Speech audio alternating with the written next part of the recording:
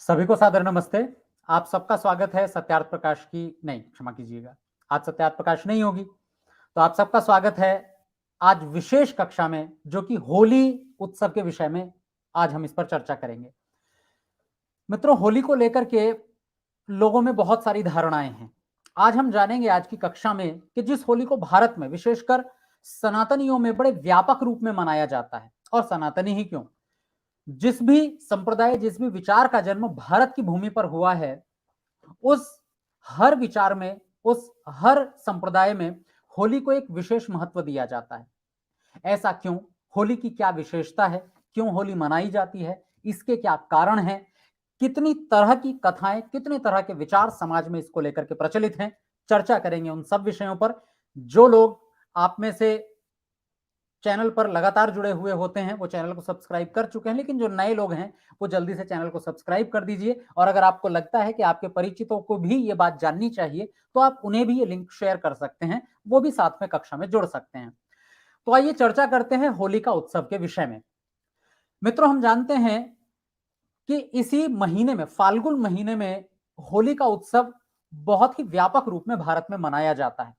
और इस त्योहार का सीधा सीधा जो संबंध है वो रंगों के साथ में है। सब लोग मिलकर के इसे एक रंगों के त्योहार के रूप में जानते हैं। ऐसा क्या है इस त्योहार में, समझेंगे। तीन एंगल, तीन विचार इस त्योहार के साथ जुड़े हुए हैं। और उनमें से जो पहला विचार है वो है वैज्ञानिक विचार, यानी कि इस होली के त्योहार का वैज्ञानिक रूप क्या है, इसे भी हम जानेंगे। साथ ही साथ इस होली के त्योहार का पौराणिक रूप क्या है, ये हम जानेंगे। उसके साथ साथ इस होली त्योहार का भावनात्मक रूप क्या है, उसे भी हम समझेंगे। तो तीन विचार हमारे समाज में प्रचलित हैं। पहला विचार जो कि वैज्ञानिक विचार है, दूसरा पौराणिक विचार है, और तीसरा भावनात्मक विचार है। तीनों में क्या अंतर है, तीनों की क्या विशेषताएं हैं, तीनों की क्या मान्यताएं हैं, आइए एक एक पर विचार करते हैं। सबसे पहला विचार मैं लेता हूं पौराणिक रूप। होली का जो पौराणिक रूप है वो एक कथा पर आधारित है, और वो कथा मिलती है विष्णु पुराण में। विष्णु पुराण की कथा के अनुसार दो पात्र हैं। एक पात्र है प्रहलाद, दूसरे पात्र हैं हिरण्यकशिपु। हिरण्यकशिपु वो राजा है जो ईश्वर पर विश्वास नहीं करता, जो भगवान को नहीं मानता, जिसके अनुसार वो स्वयं ही भगवान है और कोई उसके अतिरिक्त भगवान नहीं है। वो अपने आप को भगवान मान करके बैठ गया है। लेकिन उसी के घर में एक बच्चा है जिसका नाम है प्रहलाद, जो कि ईश्वर का बहुत बड़ा भक्त है।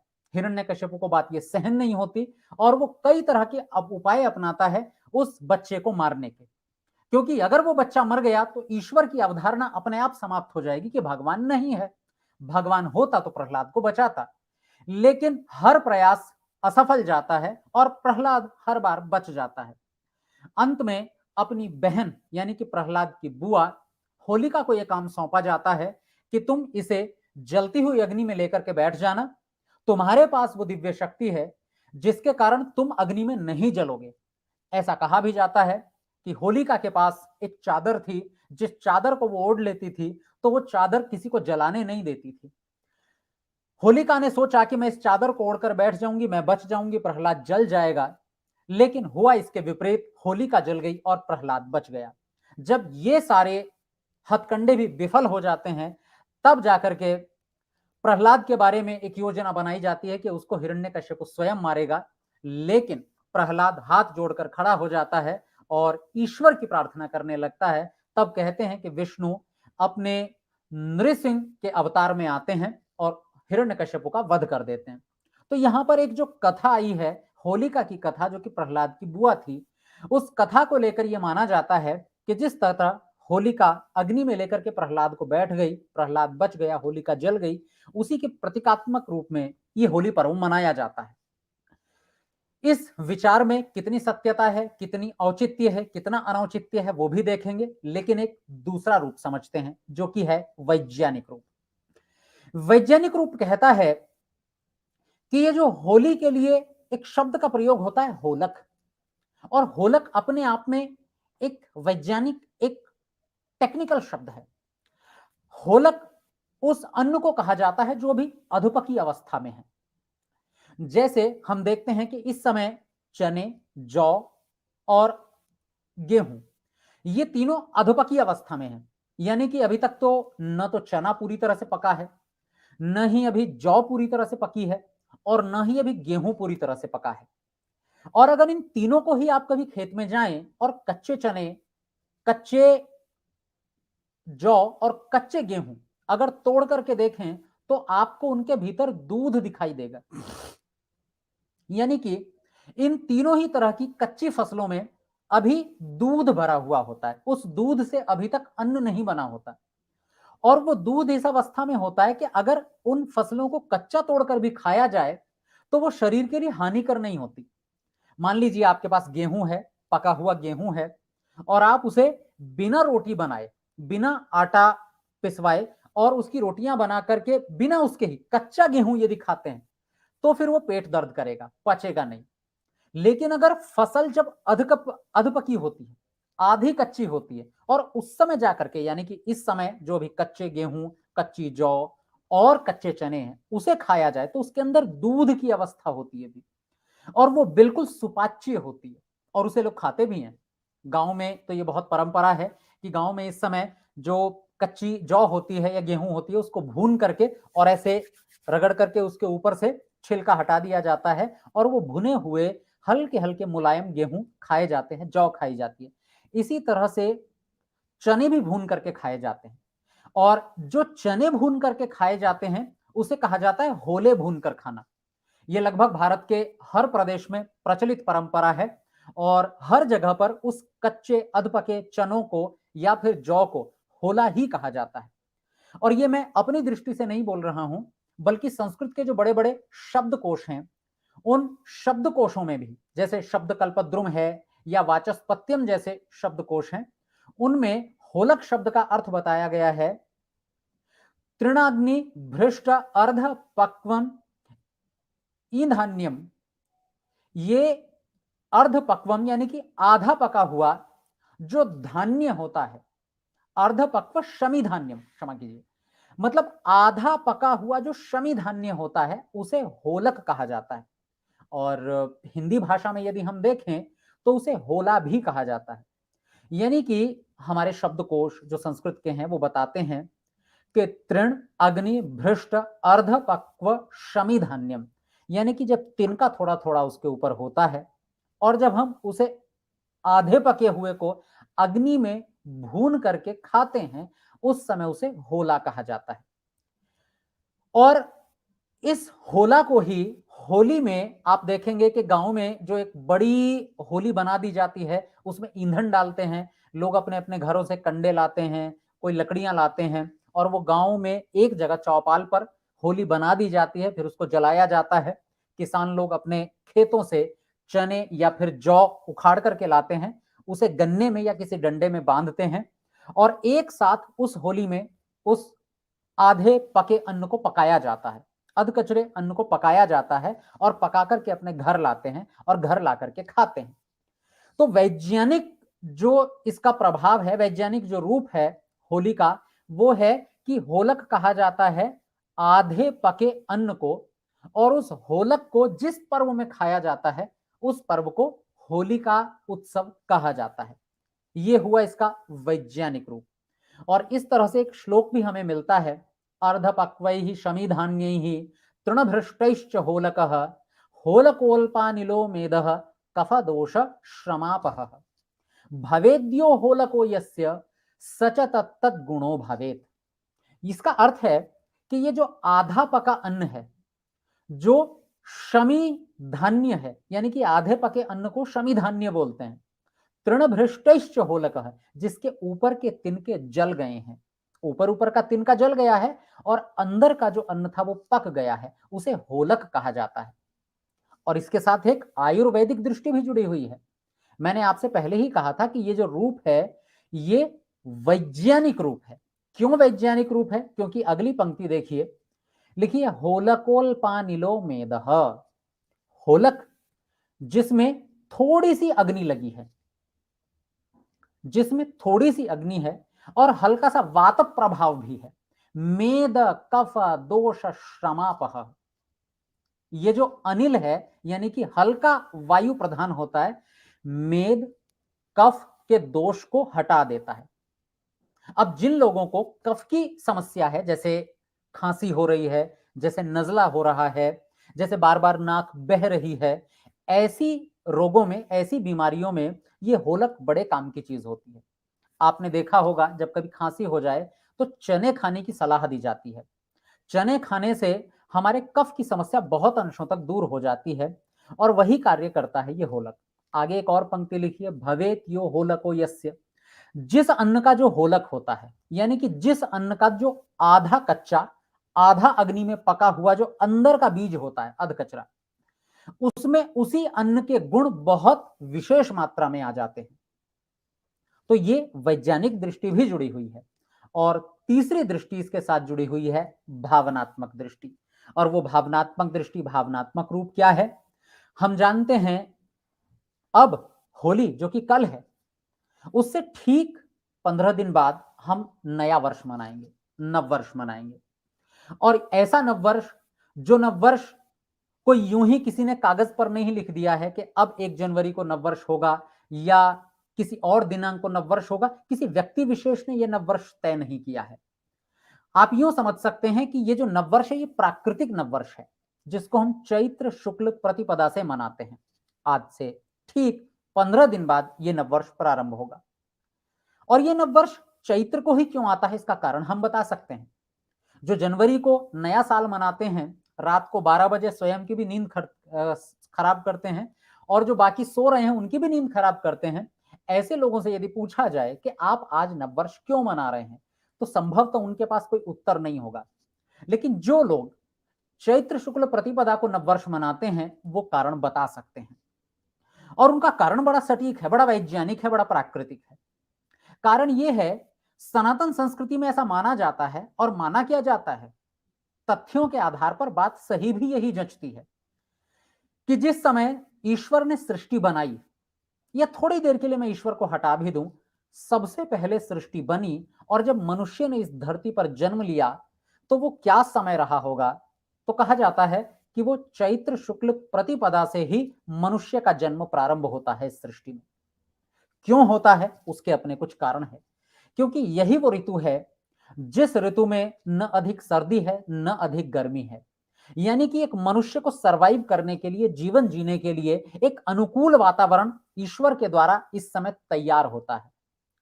न तो उसे सर्दी से बचने के लिए कंबल की जरूरत है, न आग की जरूरत है, और ना ही उसे गर्मी से बचने के लिए कूलर या एसी की जरूरत है या किसी पंखे की जरूरत है। वो स्वाभाविक रूप से एक अपने अनुकूल वातावरण में जी सकता है। वही वातावरण, उतना ही तापमान, जितना तापमान उसको जीने के लिए चाहिए। साथ ही साथ जब एक मनुष्य का जन्म होता है तो उसे सबसे बड़ी जरूरत क्या होती है, भोजन की। अब सोचिए, जब पहली पहली बार मनुष्य ने जन्म लिया होगा तो ऐसा तो है नहीं कि उसकी मां पहले से होगी, क्योंकि अगर मां पहले से थी तो उसने पहली बार जन्म नहीं लिया, क्योंकि उसकी मां उससे पहले जन्म ले चुकी थी। तो सवाल उठेगा, जब उसकी मां ने जन्म लिया था तब इस संसार में खाने को क्या था उसके पास? तो जब चैत्र शुक्ल प्रतिपदा को जन्म लिया था तो उसके पास ये होलक खाने के लिए विद्यमान था। वही होलक जिसको खाने के लिए आपको आटा पीसने की जरूरत नहीं है, जिसके लिए आटा गूंथने की जरूरत नहीं है, जिसके लिए रोटी बेलने की जरूरत नहीं है, तवे पर पकाने की जरूरत नहीं है। आप सीधे खेत में जाएंगे और जो फसल उगी हुई है उसके आधे कच्चे अन्न को यदि खाएंगे तो भी वो हमारे लिए सर्वाधिक सुपाच्य होगा और रोगों को दूर करने के लिए एक औषधि की तरह काम करेगा। यानी मनुष्य ने जब पहली बार इस सृष्टि में जन्म लिया तो उसके लिए वातावरण अनुकूल था, वायु का तापमान बिल्कुल अनुकूल था, खाने के लिए भोजन उसके पास उपलब्ध था। ऐसी स्थिति में मनुष्य ने पहली बार इस धरती पर कदम रखा और तभी से सृष्टि की गणना प्रारंभ होती है चैत्र शुक्ल प्रतिपदा से। चैत्र, बैशाख, ज्येष्ठ, आषाढ़, श्रावण, भाद्रपद इत्यादि। किसी व्यक्ति ने बैठ करके कि जनवरी से हम पहला साल का पहला महीना मनाएंगे, ऐसा नहीं है, बल्कि प्रकृति ही चैत्र से प्रारंभ होती है। और इसके लिए केवल मैंने थ्योरी आपको नहीं सुनाई है, जरा अपने आसपास नजर घुमा करके देखिए, जरा अपने घर से बाहर निकल करके देखिए, सड़क पर जाइए और सड़क के किनारे जो पेड़ खड़ा है उस पेड़ को देखिए। जो पेड़ लगभग लगभग मरने जैसी स्थिति में था, जो पेड़ लगभग सूख चुका था, अब उस पे भी कोपलें फूटने लग गई हैं। हमें लग रहा था शायद ये पेड़ सूख चुका है, लेकिन उस पर अभी फूल आने शुरू होंगे, उस पर पत्ते आने शुरू हो गए हैं, छोटी छोटी कोपलें। मैं प्रायः उदाहरण दिया करता हूं हमारे ऋषि उद्यान में जहां पर मैं रहता हूं, वहां यज्ञशाला की बगल में एक पेड़ है जिसे वरुण का पेड़ कहते हैं। और लगभग दिसंबर जनवरी, जिसे कुछ लोग नया साल कहते हैं, उस दिसंबर जनवरी में आते आते उस पेड़ की स्थिति ये हो जाती है कि हमें लगता है कि ये पेड़ अब बस सूख चुका है, अब इसके पार बाद पेड़ ये आगे नहीं चलेगा। लेकिन जैसे ही चैत्र आता है, जैसे ही फरवरी के बाद मार्च का महीना प्रारंभ होता है, वो पेड़ सूखे पेड़ से एक गुलदस्ते के रूप में बदल जाता है। यानी कि जिस पर अभी एक पत्ते का नामो निशान तक नहीं था, सूखा पत्ता तक नहीं था उसके ऊपर, उस पेड़ पर भी इतने फूल लगते हैं, इतने फूल लगते हैं कि दूर से देखने पर लगता है कि जैसे कोई बहुत बड़ा गुलदस्ता रखा हो। यानी कि एक सूखे पेड़ में भी जान डाल देने वाली जो ये ऋतु है, चैत्र मास, जिसको कि हम वसंत ऋतु कहते हैं, तो ये चैत्र मास से सृष्टि का प्रारंभ हो रहा है, सृष्टि जन्म ले रही है। इसलिए कई बार आपने देखा होगा, जो लोग समझदार हैं, गांव में रहते हैं, कई बार लोग गांव में रहने वालों को गंवार बोल देते हैं। आजकल ये परंपरा बन गई है कि जो शहर में रहता है, 4 अक्षर पढ़ जाता है, उसे लगता है गांव में रहने वाले तो बेवकूफ हैं, हम ज्यादा समझदार हैं शायद, लेकिन हम गलत हैं।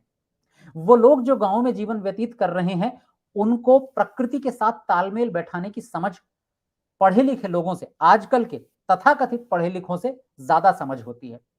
इसलिए वो जनवरी या फरवरी में पेड़ों की कटाई करते हैं, झंगाई करते हैं और थोड़े थोड़ी डालियां काट देते हैं। क्यों? क्योंकि नीचे से नई अंकुर अभी फूटेंगे उस पेड़ में से और वो पेड़ फिर से हरा भरा हो जाएगा।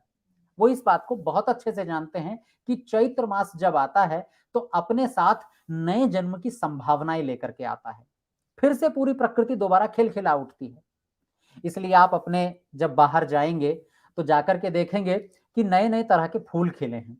अब सोचिए, जिस ईश्वर ने चैत्र माह में पहली बार मनुष्यों को सृष्टि में भेजा, तो उसने वातावरण अनुकूल दिया, उसने भोजन के लिए अनुकूल अन्न हमें दिया उस समय, जिसको पका के खाने की जरूरत नहीं, कच्चा भी खाया जा सकता है, जिस ऋतु में कपड़े पहनने की भी ज्यादा जरूरत नहीं है। और साथ ही साथ बहुत आवश्यक है उस व्यक्ति का प्रसन्न रहना।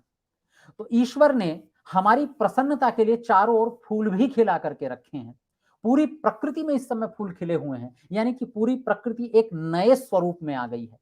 आप एक चीज और अनुभव करेंगे कि ये जो जनवरी और दिसंबर अभी बीता है, इस दिसंबर जनवरी में, विशेषकर फरवरी में भी, हमारी त्वचा की पपड़ी उतरने लगती है, होंठ सूखने लगते हैं, होंठ पर से पुरानी त्वचा उखड़ने लगती है, हाथों की त्वचा भी उखड़ने लगती है। और वो जो त्वचा उखड़ रही होती है, हमें लगता है कि शायद ये शुष्कता के कारण है। नहीं, दरअसल हमारा शरीर पुरानी त्वचा को छोड़ रहा है और नई त्वचा भीतर से जन्म ले रही है। यानी कि केवल प्रकृति नहीं, केवल पेड़ पौधे नहीं, हमारा शरीर भी दोबारा जन्म ले रहा है। इस तरह से हम देखते हैं कि पूरी प्रकृति एक नए रूप में हमारे सामने प्रकट हो रही है। और जब कोई व्यक्ति इतने प्रसन्न रूप में होता है, भाई प्रकृति नई है, हर तरफ पेड़ पौधे खिले हुए हैं, अंकुर फूट चुके हैं, नई नई कोपलें आ रही हैं, इस सब को देख करके जब व्यक्ति के मन में प्रसन्नता के भाव जागते हैं, तो वो उस प्रसन्नता को दूसरों के साथ बांटता है। ये है भावनात्मक रूप होली का।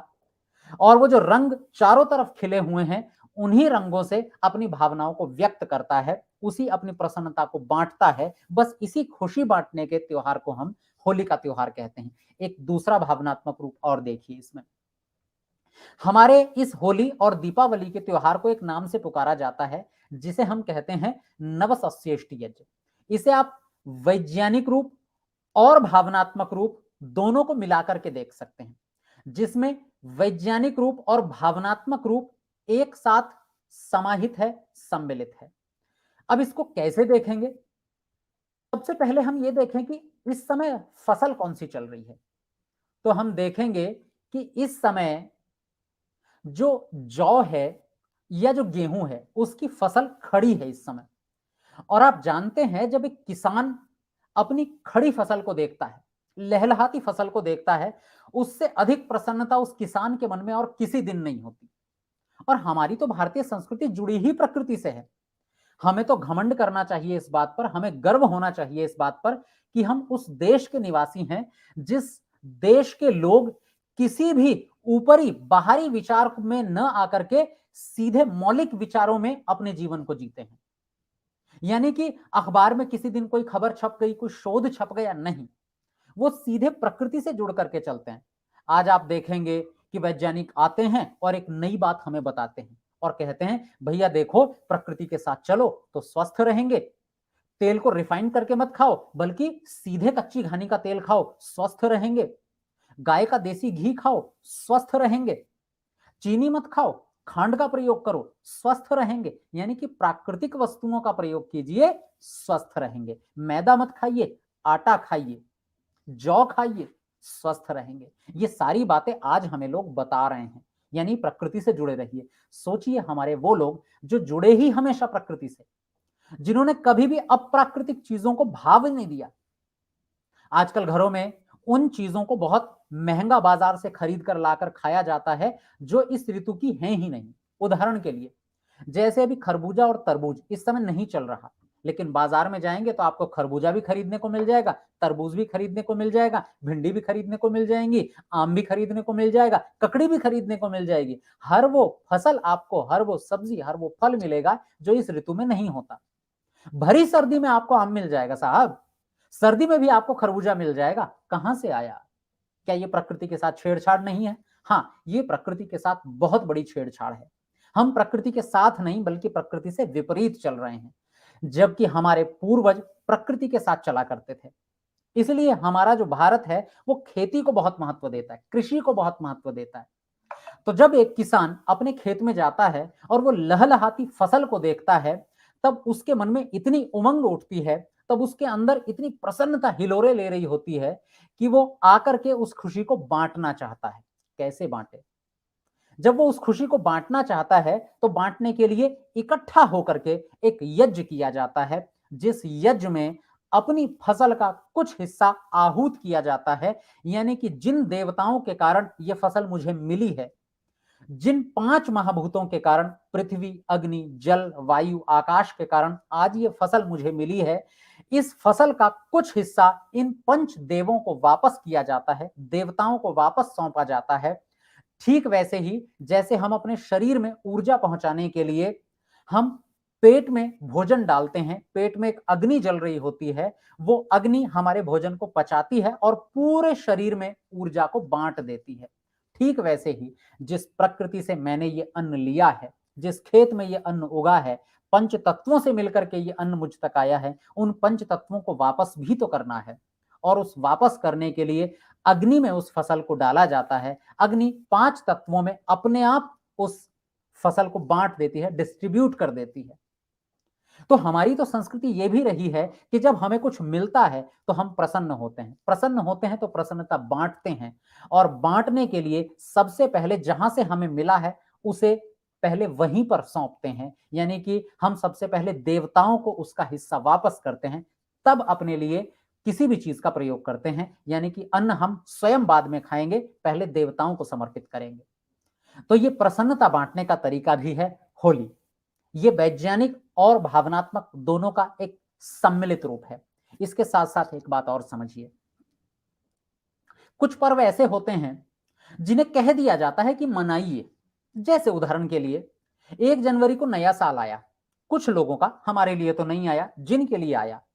अब क्या वास्तव में 1 जनवरी को आप खुश हैं, प्रसन्न हैं, या कैलेंडर में लिखा है कि आपको इस दिन खुश होना है? सोच करके देखिए, थोड़ी व्यावहारिक बात है, सरल सी बात है। क्या हम सच में उस दिन प्रसन्न हैं, या 1 जनवरी को ये प्रचारित किया जाता है कि भाई हो इस दिन खुश, इस दिन तुम पटाखे फोड़ो, खुश होने की कोशिश करो? तो हम समझते हैं, हम जानते हैं कि उस दिन प्रसन्नता जैसी बात होती नहीं है कुछ, बल्कि हम चाह के कोशिश करते हैं कि शायद हम खुश हो लें। ठीक वैसे ही अभी पिछले दिनों वैलेंटाइन डे गया है। अब वैलेंटाइन डे का संबंध क्या प्रकृति के साथ है, नेचर के साथ में है? नहीं, वैलेंटाइन डे का संबंध केवल एक व्यक्ति के साथ है। उस वैलेंटाइन नाम के व्यक्ति ने सोचा, कहा कि भाई चलो इस दिन को मना लो, हम मनाने लग गए। और ठीक 1 जनवरी से 4-5 दिन पहले हम लोग क्रिसमस डे मनाते हैं। हम लोग का मतलब है हम लोग माने भारत में भी बहुत अंशों में ये प्रचलित हो गया। मेरी एक अपने अनुभव हैं, आपके भी होंगे।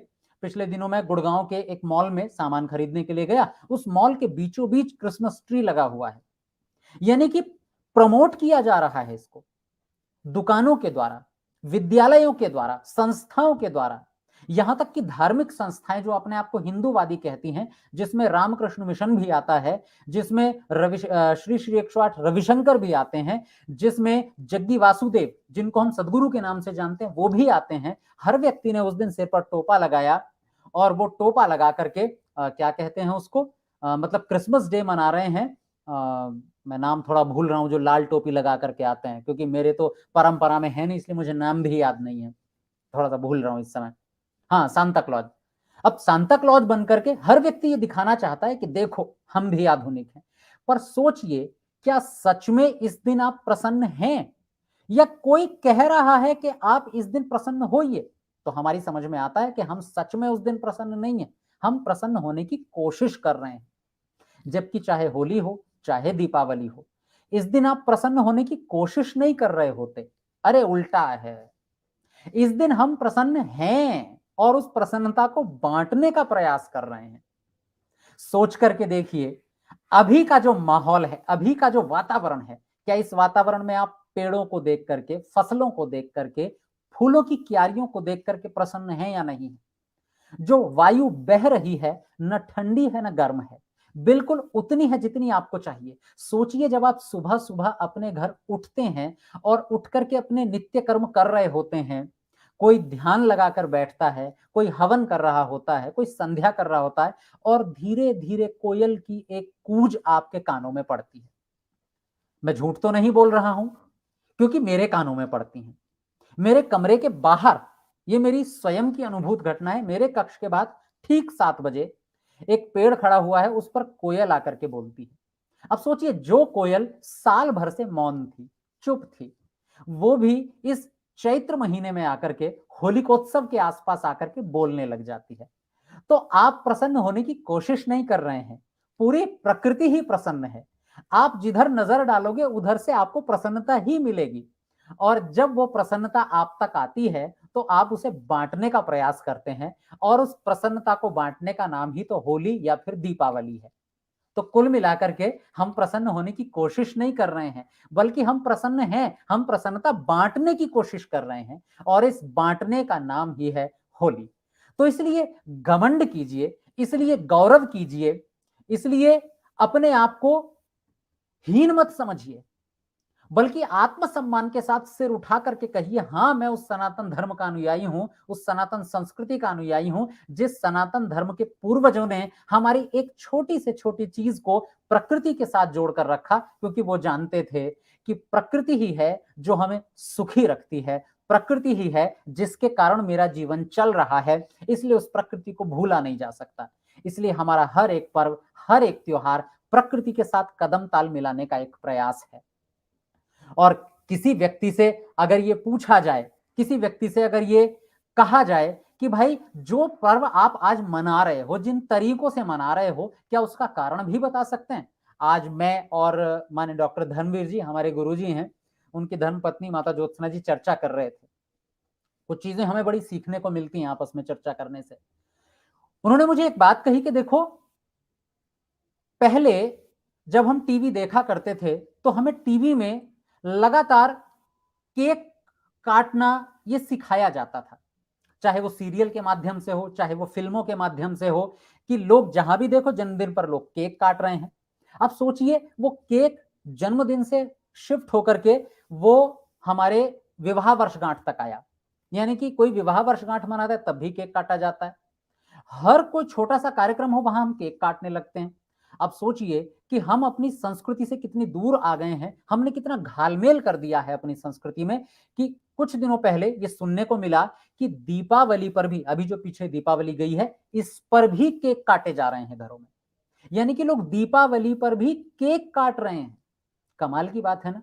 हम कहां तक अपनी संस्कृति को प्रदूषित कर चुके हैं, उस संस्कृति को जो संस्कृति कभी बहुत समृद्ध रहा करती थी, जिस संस्कृति में वो दम है कि आप सिर ऊंचा करके कह सकते हो, कारण बता सकते हो अपने हर एक पर्व, हर एक त्योहार का। सामने वाला नहीं बता सकता, लेकिन हम स्वयं ही संभवतः अपनी परंपराओं को नहीं जानते, नहीं पहचानते, शायद नकल करने की आदत हमें हो गई है। अब ये केक हमारी संस्कृति में कितना घुल मिल गया है, और सोचिए कुछ चीजें कितनी घुल मिल गई हैं हमारे संस्कृति में, हमारे पर्व में, हमारे त्योहारों में। आजकल एक बीमारी हमारे परिवारों में लग गई है, लगभग सब में लग चुकी है। मेरे पास भी बहुत सारे संदेश आते हैं, पर आप लोग जो मुझसे जुड़े हुए हैं, हमारे चैनल से जुड़े हुए हैं, हमारे व्हाट्सएप ग्रुप से जुड़े हुए हैं, वो सब अच्छी तरह से जानते हैं कि मैं किसी भी पर्व पर न तो हैप्पी होली, न हैप्पी दिवाली, न दिवाली की शुभकामनाएं, न होली की शुभकामनाएं, मैं कुछ भी लिख करके नहीं भेजता हूं, कभी किसी को नहीं भेजता हूं। हो सकता है कई लोगों को ये अटपटा लगता हो कि देखो आचार्य जी तो कुछ लिख करके भेज ही नहीं रहे, आचार्य जी तो किसी को शुभकामनाएं ही नहीं दे रहे हैं। अरे दरअसल होली शुभकामनाएं देने से नहीं मनाई जाती। ये समस्या है हमारे जीवन की कि हम जब भी कोई पर्व आता है, त्योहार आता है, तो हम फोन उठाते हैं, फोन में एक मैसेज टाइप करते हैं, और वो मैसेज भी बड़ा अजीब सा होता है, जिसमें हैप्पी शब्द लिखा हुआ होता है। Happy Holi, happy Diwali, happy Lohri, happy Makar Sankranti, सब कुछ हैप्पी हैप्पी होता जा रहा है। और इतने मात्र से हम इतिश्री कर लेते हैं कि देखो मैंने तो होली मना ली, देखो मैंने तो दिवाली मना ली। कभी क्या सीधे हमने फोन घुमाया है अपने किसी दूर रहने वाले परिचित को कि जी आपको होली की शुभकामनाएं? क्या सीधे बात करने का प्रयास किया है? और मैं तो कहता हूं ये होली दीपावली केवल बात करने की चीजें नहीं है, ये केवल आप हम घर में बैठ जाएं, दरवाजा हमारा बंद है और एक मैसेज भेज करके हमने होली मना ली। अरे नहीं भाई, दरवाजों को खोलिए, अपने घर से बाहर निकलिए, उन परिचितों तक पहुंचिए जो मेरे पड़ोस में रहता है। एक व्यक्ति है जो मेरे पड़ोस में रहता है, एक व्यक्ति है जो मेरे साथ काम करता है, एक व्यक्ति है जो मेरे साथ कभी पढ़ता था, मेरा परिचित है, उससे सीधे जाकर के मिलिए। अपने घर में कुछ अच्छा सा बनाइए, सब बनाते हैं।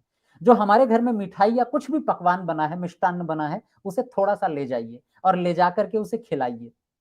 तब जाकर के वास्तव में हम होली या दीपावली का उत्सव मना पाएंगे। नहीं तो घर बैठे केवल हैप्पी होली, केवल हैप्पी दिवाली कहने से होली दीपावली नहीं मनाई जाती है। इस हैप्पी शब्द को छोड़िए। कई लोग अपने आप को बड़े आधुनिक दिखाने के लिए हैप्पी शब्द का प्रयोग कर लेते हैं, या एक शब्द का प्रयोग कर लेते हैं दीपावली की मुबारकबाद। अरे नहीं भैया, ये जो शुभकामना शब्द है ना, इस शब्द में एक रस है, इसमें एक स्वाद है। उस रस और स्वाद को शुभकामना शब्द से ही महसूस किया जा सकता है, न मुबारकबाद शब्द से और न ही हैप्पी शब्द से। इसलिए अगर आपको किसी को शुभकामनाएं देनी भी हो तो शुभकामना शब्द का प्रयोग कीजिए, न कि हैप्पी या मुबारकबाद का। और मैसेज देने की बजाय सीधे जाकर के मिलिए ना, तो कुछ ज्यादा आनंद आएगा। एक ये चीज हम अपने जीवन में जरूर शामिल करें। एक तीसरा निवेदन मैं आप लोगों से और करना चाहूंगा कि हम लोग आजकल जब त्योहार मनाते हैं, तो उस त्योहार मनाने में हमें लगता है शायद हम थोड़े संकुचित होते जा रहे हैं, ऐसा मुझे लगता है। यानी कि अगर कोई व्यक्ति हमारे ऊपर रंग लगाए तो हम बचने का प्रयास करते हैं और कहते हैं हल्का सा लगाना, बस थोड़ा सा लगाना। देखिए अगर केमिकल्स के रंग हैं, रसायनों के रंग हैं, तो मैं यही कहूंगा बचिए और दूसरों को भी मत लगाइए। न तो लगाइए न लगाने दीजिए। लेकिन अगर अच्छा गुलाल है, प्रसन्नता बांटी जा रही है, तो मैं तो कहता हूं कोई गाल पर ही क्या, जिस दिन आपने जो कपड़े पहन रखे हैं और कोई कपड़ों पर भी लगाए तो लगाने दीजिए ना। कोई बच्चा अगर आपके ऊपर पिचकारी छोड़े तो छोड़ने दीजिए ना। कोई अगर आपके ऊपर से रंग डाले तो डालने दीजिए ना। क्योंकि आजकल बहुत सारे बच्चे, बहुत सारे लोग ऐसे हो गए हैं जो पर्वों को मनाने की बजाय उनसे बचने का प्रयास करने लगे हैं। अब सोचिए कुछ बच्चे ऐसे भी होंगे जो होली के दिन सुबह को बैठेंगे और जो घर में बने हुए पकवान हैं उनको खा करके और गेम खेलने लग जाएंगे, मोबाइल लेकर के बैठ जाएंगे, वीडियो चैटिंग पर लग जाएंगे, बचने का प्रयास करेंगे, होली मनाने से बचेंगे। लेकिन जो बच्चे बाहर निकलकर होली खेल रहे हैं, अगर हम ही उनके साथ नहीं खेलेंगे तो वो भी घर में बैठ जाएंगे, अपना मोबाइल फोन लेकर के कुछ वीडियो गेम खेलने लग जाएंगे, कोई कुछ और करने लग जाएगा। इसलिए जब कोई आपसे रंग खेलने का प्रयास करे तो उसे खेलने दीजिए, उसके साथ शामिल होइए, उसकी खुशी को बांटिए, उसे प्रसन्न होने का अवसर दीजिए। ये सारी गतिविधियां शायद हमारी सनातन परंपरा को बहुत आगे ले जाएंगी। तो इसलिए 2-3 निवेदन मेरे आप लोगों के साथ हैं। एक तो ये, एक गर्व का अनुभव कीजिए कि हमने ऐसी संस्कृति में जन्म लिया है जिस संस्कृति का अपना एक महत्व है, जिसका हर पर्व हमें कुछ सिखा करके जाता है, जिसका हर पर्व हमारे जीवन में कुछ उन्नति करता है, समृद्धि करता है। और हम पर्व मनाते ही इसलिए हैं क्योंकि प्रकृति हमें मनाने के लिए कह रही है। हम प्रसन्न हैं, प्रसन्नता को बांटना चाहते हैं, इसलिए गर्व कीजिए अपनी प्रकृति पर, अपनी संस्कृति पर। दूसरी बात, दूसरा मेरा निवेदन यह है, त्योहारों को मनाने के तौर तरीके हमें बदलने होंगे। कैसे बदलने होंगे? अभी दीपावली गई है, ये अलग बात है कि अगर कोई दीपावली आते ही कहे कि पटाखे नहीं जलाने चाहिए, नहीं जलाने चाहिए, वो इस भावना से कहे कि देखो हम इनको पटाखे जलाने नहीं देंगे, तो शायद हो सकता है आप विरोध करो कि जी आप जब नववर्ष आता है, नववर्ष तो मैं क्या कहूं उसको, जब 1 जनवरी आती है तो आप खूब पटाखे छोड़ते हो, हमें क्यों नहीं पटाखे जलाने दे रहे? वो बात एक अलग है। लेकिन क्या पटाखे और दीपावली दोनों एक साथ जुड़े हुए हैं? नहीं, पटाखों का दीपावली के साथ दूर दूर तक का कोई लेना देना नहीं है, शुद्ध रूप में मनाइए। ऐसे ही होली का शराब पीने के साथ कोई दूर दूर तक का संबंध नहीं है। होली जैसे त्योहार का भद्दे अश्लील गाने चला करके उन पर डांस करने से दूर दूर का संबंध नहीं है। हाँ, आप नाचिए, नाचना मनाही नहीं है, लेकिन कुछ अच्छे गीत बजाइए, कुछ अच्छा संगीत बजाइए, कुछ अपनी भावनाएं प्रकट कीजिए, रंग लाइए, रंग लगाइए, प्राकृतिक रंग लगाइए, गुलाल लगाइए, जितना हो सके प्रसन्नता बांटिए, जितना हो सके खुश होइए, नाचिए, गाइए, लेकिन शुद्ध संस्कृति के अनुसार। उसका स्वरूप नहीं बिगड़ना चाहिए। और साथ ही साथ इसके कमरे में बैठकर किसी को मैसेज भेज करके पर्व मत मनाइए, वो पर्व मनाने का तरीका होता ही नहीं है। और होता क्या है ये हैप्पी शब्द, होता क्या है ये केक जो हमारी हर संस्कृति में शामिल हो गया, आया कहां से ये, किसने सिखाया? मैं तो बल्कि आज चर्चा भी कर रहा था कि सोचिए किसने आकर के हमें कहा कि भाई जब भी तुम्हारा कोई पर्व आए या कोई विशेष अवसर आए तो तुम केक काटना। शायद सरकार ने तो हमें नहीं सिखाया कि तुम केक काटा करो, किसी कंपनी ने आकर हमें नहीं सिखाया केक काटा करो। हमने कहां से सीखा? स्वयं सीख लिया, खुद से खुद सीख लिया और मान लिया कि भाई केक तो काटना चाहिए। देख देख करके, शायद ये नकल करने की हमारी प्रवृत्ति है। हम दूसरों के पीछे पीछे चलना कब से पसंद करने लग गए रे? अरे दुनिया हमारे पीछे चला करती थी, हम किसी के पीछे चल रहे हैं। वो केक काटता है तो मैं भी केक काटूंगा, उसने पटाखे चलाए 1 जनवरी पर तो मैं भी पटाखे जलाऊंगा। क्यों जलाऊंगा? क्यों केक आएगा मेरी संस्कृति में? मैं क्यों हैप्पी शब्द बोलूंगा? हम अपने तरीके से अपने त्योहारों को मनाएं, हम नकल करने का प्रयास न करें। याद रखिए, हम उस संस्कृति के वंशज हैं जिस संस्कृति ने कभी पूरे विश्व पर राज किया था। इसलिए गौरव के साथ, आत्मविश्वास के साथ, पूरे उल्लास के साथ, पूरी प्रसन्नता के साथ इस होली पर्व को मनाइएगा। कल होली का पर्व है, परसों संभवतः रंग खेला जाएगा। आप बहुत अच्छे से रंग लगाइए, आर्य समाजों में भी गुलाल रखिए, यज्ञ कीजिए, हवन कीजिए, उसके बाद एक दूसरे को गुलाल लगाइए, प्रसन्नता को बांटिए। निश्चित रूप से हमारा समाज संगठित समाज बनेगा, सुदृढ़ समाज बनेगा। आप सब लोगों ने इस कक्षा से जुड़ करके आज बहुत कुछ शायद नया सीखा होगा, कुछ चीजें आपको पहले से ही पता होंगी, कुछ नए लोग भी हमारे इस चैनल पर आज सम्मिलित हुए होंगे। उन सभी श्रोताओं महानुभावों का बहुत बहुत स्वागत, अभिनंदन, और साथ ही साथ मेरी ओर से आप सब लोगों के लिए होली पर्व की बहुत सारी शुभकामनाएं। और मैं कहूंगा कि इन शुभकामनाओं को जरा महसूस कीजिएगा। मैं दोबारा दोहरा देता हूं, महसूस कीजिएगा। कैसे करेंगे महसूस? आप थोड़ा सा बाहर जाइए और पेड़ों को देखिए, आप बाहर जाइए, फूलों को देखिए, आप बाहर जाइए, लहलहाती फसलों को देखिए, उस हवा के झोंके को महसूस कीजिए जो आपसे टकरा रहा है, उस पेड़ पर बैठी कोयल की आवाज को सुनने की कोशिश कीजिए जो मंद मंद स्वर में गा रही है। क्योंकि केवल हम प्रसन्न नहीं है, पशु पक्षी भी खुश हैं आज के दिन। और ये त्योहार ही प्रसन्नता का है। यहां प्रसन्नता अंदर से फूट रही है, स्रोत फूट रहे हैं प्रसन्नता के। सोचिए, जब पशु पक्षी प्रसन्न है, एक कोयल तक खुश हो चुकी है, तो हमारी तो बिसात क्या, हम तो प्रसन्न होंगे ही होंगे। इस प्रसन्नता को बांटने की जरूरत है। तो हमारे किसी भी गतिविधि से किसी को भी कष्ट नहीं पहुंचना चाहिए। हम कुछ भी रंग लगाते समय ऐसी हरकत न करें कि कोई अप्रसन्न हो, कोई दुखी हो, क्योंकि पर्व ही सुख बांटने का है। अगर हम दूसरे को दुख दे रहे हैं, इसका मतलब हम पहले से ही दुखी थे। दुखी व्यक्ति दुख ही बांटता है। और अगर हम सच में सुखी हैं, अगर हम सच में आह्लादित हैं, तो फिर स्वाभाविक रूप से हम आनंद ही बांटेंगे, आह्लाद ही बांटेंगे।